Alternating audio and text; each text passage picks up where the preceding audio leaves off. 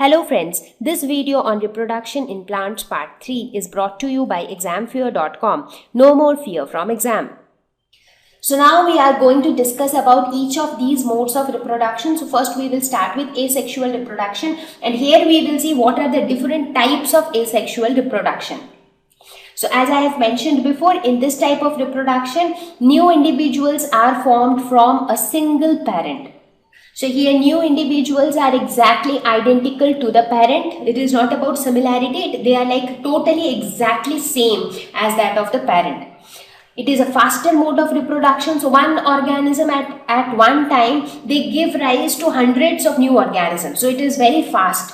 So examples of organisms where it is seen, mostly unicellular organisms. For example, you have you see so many organisms on the screen, right? For example, Hydra, this is Hydra. Amoeba, so amoeba is again unicellular.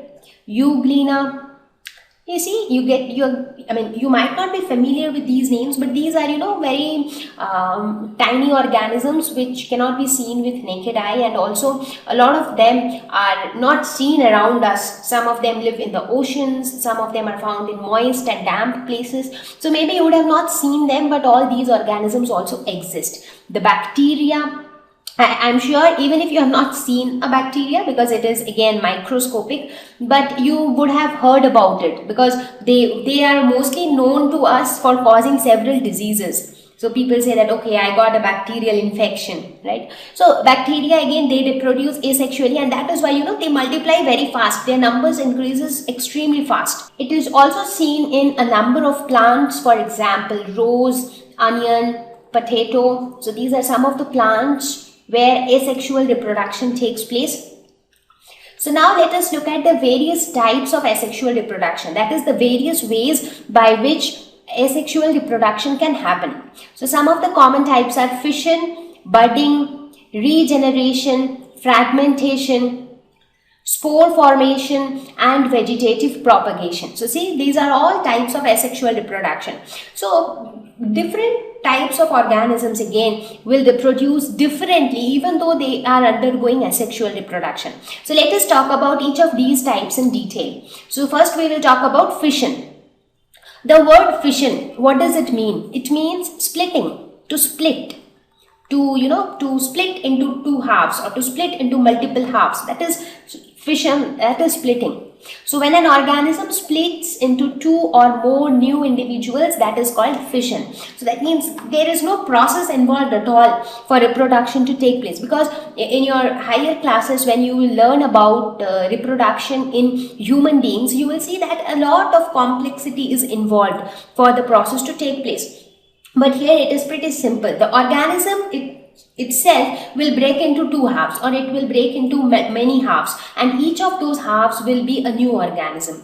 So that kind of splitting is known as fission. Now, this sounds weird, right? Because we have never seen that a human being splits into two halves and two new organisms are formed. That doesn't happen, right? So that's why it is sounding weird to us. But this type of fission happens in a lot of unicellular organisms. And one very common example is amoeba. Amoeba is a very common example where fission takes place. Now again, fission can also be of two types, that is binary fission and multiple fission. The term binary means two and the term multiple means many. I think now I do not need to explain what is binary fission and what is multiple fission. So binary fission means if the organism splits into two halves. So let us say this is the organism, it splits into two halves like this. So that is called binary fission. And if an organism splits into multiple halves, into many halves, that is called multiple fission.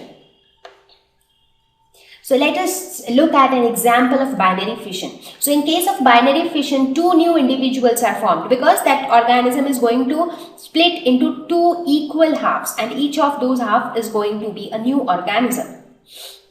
So let's take an example. It happens mostly in the unicellular organisms like amoeba, paramecium, euglena, bacteria. So in all these organisms, binary fission happens. Now how this happens? Let's have a look at that. These are those organisms, and this is how binary fission happens. So this is how an amoeba looks like. So, amoeba generally, it doesn't have a specific shape and specific form. So, it is like very random in shape. And you see, this is the nucleus. So, what is nucleus? Now, we all know that our body is made up of cell. Now, we are multicellular organisms, we human beings. So, our body is made up of many cells, and inside every cell, there is, the head of the cell, the control center of the cell. So, that is the nucleus. So, this is nucleus. Now here in case of amoeba, it is unicellular, that is, it is made up of one cell. So this is just one cell. So one cell, and that cell has to have a nucleus, so there is one nucleus. And nucleus is very important because nucleus controls all the activities that take place inside the cell. That is why it is called control center of the cell. Now during binary fission, this nucleus, it kind of elongates, it expands. And then gradually it divides into two halves. You see here, it was one here. In the next step, it just got expanded. And in the third step, it is like almost going far apart. And then it got divided into two. So initially there was just one nucleus. And now here, if you see, there are two nuclei. But the two parts are still joined together. And finally, they get separated. So you get 1 and 2. So two organisms are formed from one organism. So in this case, what did we see? That this parent organism, the parent amoeba, it got split into two halves, and that gave rise to two new organisms. But in this case, the parent doesn't exist anymore. So this was the parent. Now the parent only got divided into two daughter organisms. So the parent will not exist after the reproduction is done. And also, this type of splitting, in some organisms, the splitting happens along a specific plane. That means there will be a specific plane where it will get splitted. So one such example is an organism called Leishmania. So this is an organism where the splitting will only happen along this particular plane. So it is not that randomly it will split anywhere. So that's not the case. Whereas if you look at amoeba, in this case, splitting can happen just along any plane. So anyways, as I said, amoeba doesn't have any specific shape also. So it has got a very random shape. So here the splitting can happen along any plane, and it is just that the entire process of fission starts with the expansion of the nucleus. So the nucleus expands and finally divides into two parts, and then the two daughter cells are formed. And this type of binary fission generally happens under favorable conditions. So when the conditions are favorable, only then binary fission takes place.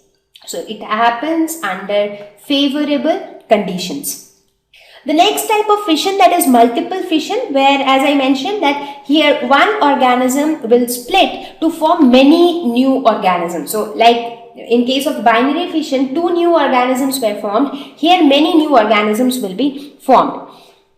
So here the nucleus continuously keeps on dividing over and again. Now in the earlier case, we saw that the nucleus divided into two nuclei. Here, the nucleus will continuously keep on dividing. So, multiple nuclei will be formed. Now, when multiple nuclei are formed, so multiple new individuals are also formed. This takes place under unfavorable conditions. This is very important. So you see, both of them are fission. Binary fission and multiple fission, both are different types of fission. But binary fission happens under favorable conditions and multiple fission happens under unfavorable conditions. Now what do we mean by unfavorable condition? Now when the environmental conditions are not favorable for the survival of the organism, then what happens? The organism covers itself with a cyst, with a kind of covering to protect from that unfavorable condition. And when this cyst formation takes place, only then this multiple fission happens. This happens in a lot of organisms like amoeba, plasmodium, many algae. So let us look at this example, how it happens.